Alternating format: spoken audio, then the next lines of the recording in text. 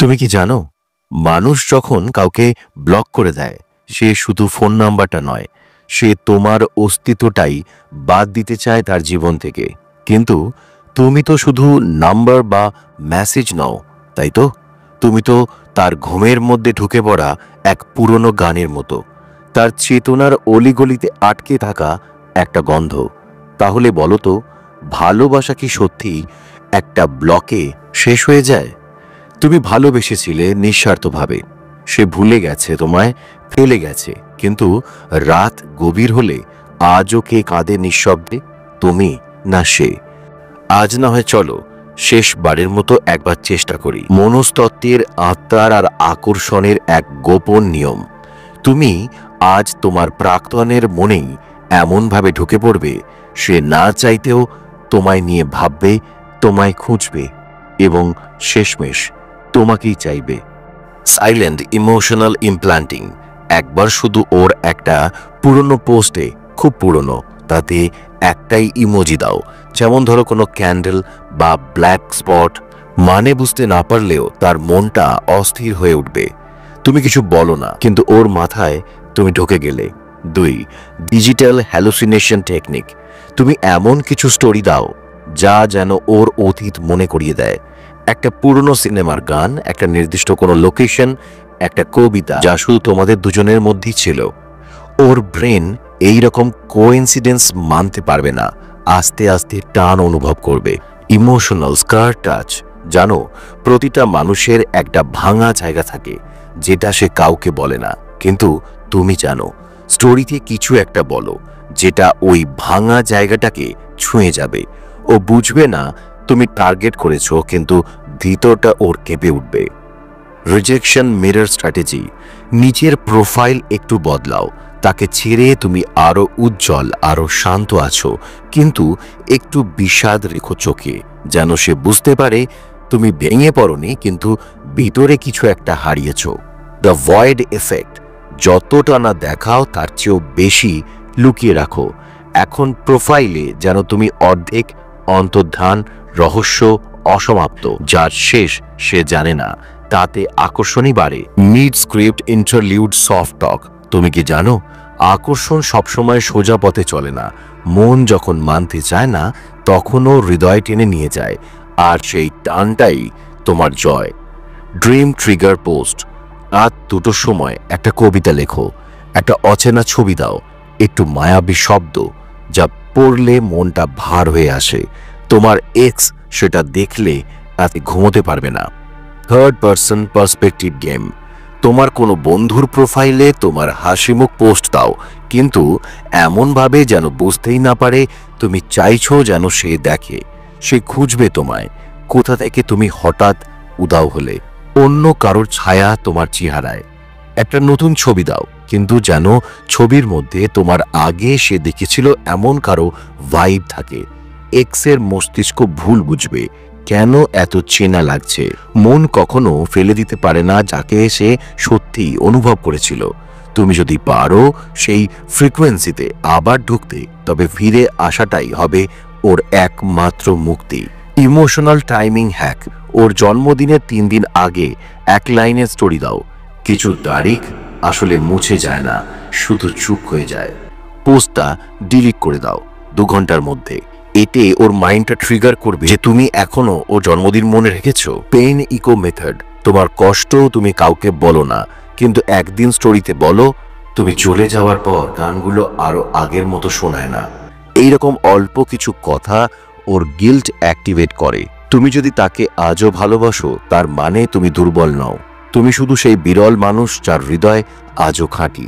কিন্তু এবার একটু ছলনা শেখো, না প্রতিশোধের জন্য নয়, তবে নিজের ভালোবাসাকে নিজেকে একবার সত্যি বোঝানোর জন্য যে তুমি হারিয়ে যাবার মতো কেউ নও। আমি তোমাদের সাইকোলজিস্ট বন্ধু নীল। এখানে আমি তোমার ভিতরের অন্ধকার, আলো আর গভীর প্রেমের গোপন কথাগুলো বলবো। তোমার ব্যথা যদি আমার কথায় একটু শান্তি পায়, তবে আমি আছি ঠিক পাশেই। সাবস্ক্রাইব করো, কারণ এখানে আমরা শুধু প্রেম নয়, প্রেমের মানে খুঁজি। তুমি যদি এই পদ্ধতিগুলোকে বুঝে ব্যবহার করতে পারো, তাহলে ভালোবাসাও ফিরে আসবে। কিন্তু যদি আবেগে ভেসে যাও, তখন তুমি শুধুই কষ্ট পাবে। এইখানেই জিতছে মনস্তত্ত্ব আর হারছে মন। ইনকমপ্লিটনেস ইলিউশন, একটা ভিডিও আপলোড করো কিন্তু মাঝপথে কাট করে দাও, যেন কিছু একটা বলা হয়নি, অসমাপ্ত রয়ে গেছে। মানুষ অসমাপ্ত জিনিস ভুলতে পারে না, ওর মনে তোমার কথাও শেষ হবে না। দ্য কিউরিয়াস ফ্রেন্ড ট্র্যাপ, একজন সাধারণ বন্ধুকে সাটলি ইনভলভ করো, তাকে দিয়ে এমন কিছু পোস্ট করাও যাতে তোমার নাম আসে না, কিন্তু ভাইবটা বোঝায় যে তোমার জীবন বদলে গেছে।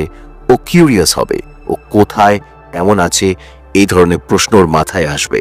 ইকোড ইমোশন স্ট্র্যাটেজি, ওর পুরনো ক্যাপশন থেকে একটা লাইন নাও, তাকে একটু ঘুরিয়ে নিজের পোস্টে বসাও। মানুষ যখন নিজের কথা অন্য কারোর মুখে শোনে, সেই ব্যক্তি হঠাৎ অনেক বেশি আপন হয়ে যায়।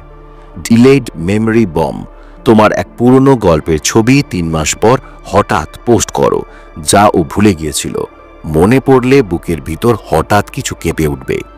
ইমোশনালি অ্যাম্বিগুয়াস মেসেজ, স্টোরিতে লেখো আজ তোমার কথা মনে পড়েনি।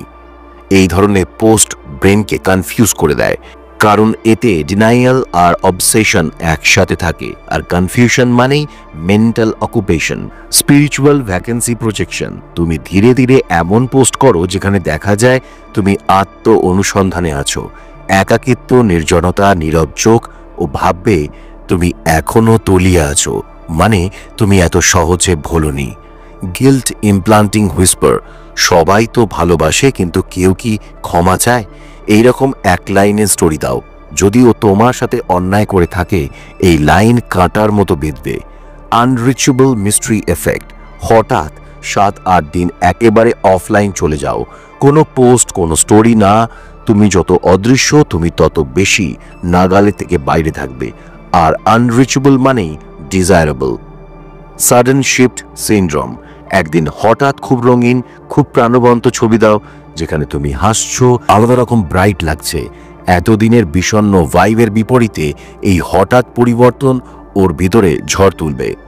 কন্ট্রাস্ট কনফিউশন টেকনিক, একদিন লেখো তোমায় ভুলতে পেরেছি, পরের দিন লেখো ঘুম আসে না আজও। এই বিরোধিতা ওকে ভাবাবে তুমি কি সত্যি এগিয়ে গেছো নাকি অভিনয় করছো। অবলিক ট্যাগিং টেকনিক, কোনো জনপ্রিয় পোস্টে কমেন্ট করো যা সম্পর্ক, বিরহ, ভালোবাসা নিয়ে। তোমার এক্স যদি ওই পেজ ফলো করে, ওর চোখে পড়বেই। তুমি কিছু বলো না, কিন্তু ভাইব দিয়ে বোঝাও তুমি এখনো অনুভব করো। ইনডিরেক্ট জেলাসি ট্রিগার, কারোর সাথে স্টোরি দাও কিন্তু অ্যাম্বিগুয়াস রাখো, চেহারা যেন দেখা না যায়, শুধু ভাইব, যেন সে আন্দাজ করে কিন্তু নিশ্চিত হতে না পারে। এই নট নোয়িং জিনিসটাই পাগল করে দেয়। 23, টাইম লুপ ম্যানিপুলেশন, ওর birthday, breakup day, first meet, এই তারিখগুলোর আশেপাশে এমন কিছু পোস্ট করো যা ওকে সেই দিনগুলোই ফিরিয়ে নিয়ে যাবে। সময় তখনই তোমার পক্ষে কাজ করবে। সেলফ ডাউট ভাইরাস, লেখো ভুল ছিল তোমার, না আমার, এখনো বুঝতে পারিনি। এই একটা লাইন ওর মধ্যে হালকা গিল্ট আর নস্টালজিয়া ঢুকিয়ে দেবে। আর গিল্ট মানেই পুনর্জন্মের শুরু। সুডো অ্যাপোলজি, আমি হয়তো সব ঠিকভাবে বুঝিনি কিন্তু ভালোবেসেছিলাম ঠিকভাবেই। এটা কোনো ক্ষমা নয়, এটা এক প্রকারের আত্ম উন্মোচন। ওর চোখে তুমি তখন আবার মানুষ হয়ে উঠবে, ইগো থেকে বেরিয়ে আসবে। এই ধরনের লাইন লিখতে পারো বা বলতে পারো। 26, রিভার্স সিম্প্যাথি মেথড, একটা স্টোরিতে হালকা কষ্টের কথা বলো কিন্তু অভিযোগ ছাড়াই। যেমন, সবাই ভালো থেকো, আমি একটু বিশ্রাম নিচ্ছি আজকাল। ও ভাববে তুমি কি ভেঙে পড়েছো, তুমি কি হেল্প চাইছো। এই চিন্তাগুলোই তোমায় আবার তার ভিতরে ঢুকিয়ে দেবে। মিনিমাল প্রেজেন্স স্ট্র্যাটেজি, সবার সামনে নয় কিন্তু মিউচুয়াল বন্ধুর পোস্টে হঠাৎ লাইক বা রিয়্যাক্ট করো। তোমার নামটা ওর সামনে ঝলকে উঠবে কিন্তু একেবারে মুখে নয়, মন তখন খোঁজে, চোখ নয়। লেট নাইট লোনলিনেস সিঙ্ক, রাত 1-2 সময় এমন কিছু দাও যেটা দেখলে মনটা ভারী হয়। অ্যাবসেন্স ফ্রেমিং স্টেটমেন্ট, তোমার গল্পে না থাকাটা আমার কষ্ট নয়, তোমার অপূর্ণতা। এই কথাটা কাঁটার মতো বসে যাবে, কারণ কেউ চায় না তার গল্প অপূর্ণ থাকুক। গুড বাই উইদাউট ক্লোজার, শেষে যদি কিছুই না কাজ করে একটা স্টোরি দাও যেখানে লেখা থাকবে তোমাকে আমি ক্ষমা করে দিয়েছি, কিন্তু আমাকে তুমি কি ক্ষমা করলে। ও যদি এখনো একটুও তোমাকে ভালোবাসে, এই লাইনটা চুপি চুপি ওর ভিতরের আত্মাকে কাঁপিয়ে তুলবে। তুমি যদি সত্যি ভালোবাসো তবে আজ একটু চালাকির প্রলেপ দিতে দোষ কি? কারণ ভালোবাসার যুদ্ধে বুদ্ধি থাকলে মন কখনো হারে না। বন্ধুরা, সবাই কেমন আছো? আশা করছি ভালো আছো, সুস্থ আছো। আমি তোমাদের সাইকোলজিস্ট বন্ধু নীল, তোমাদের হৃদয়ের অলিগলিতে ঘুরে বেড়ানো একজন সাইকোলজিস্ট বন্ধু। গত 12 বছর ধরে তোমাদের মতো বিভিন্ন মানুষ আমার কাছে আসেন তাদের ছোট বড় সমস্যা, মন খারাপ, দ্বিধা, সম্পর্কে টানাপোড়েন বা জীবনের পথ চলার নানা জটিল সমস্যা নিয়ে। এই দীর্ঘ অভিজ্ঞতা থেকে আমি যা বুঝেছি তোমাদের সামনে সহজভাবে তুলে ধরার চেষ্টা করি, যাতে হয়তো আমার কোনো কথা, কোনো গল্প, কোনো টিপস তোমার দিনটাকে একটু হলেও সহজ করে দিতে পারে। শুধু একটা অনুরোধ তোমাদের কাছে, যদি কোথাও একটু হলেও উপকার পাও, যদি মনে হয় তোমার বন্ধুদের বা কাছের কারো এই ভিডিওটা কাজে লাগতে পারে, তাহলে প্লিজ ভিডিওগুলো শেয়ার করো। তোমাদের একটা শেয়ার হয়তো আরও কারো জীবনে নতুন আলো আনতে পারে। সবাই ভালো থেকো, সুস্থ থেকো। মন খারাপ বা সমস্যা এলে মনে রেখো, আমি কিন্তু তোমাদের বন্ধু সাইকোলজিস্ট নীল সব সময় পাশেই আছি।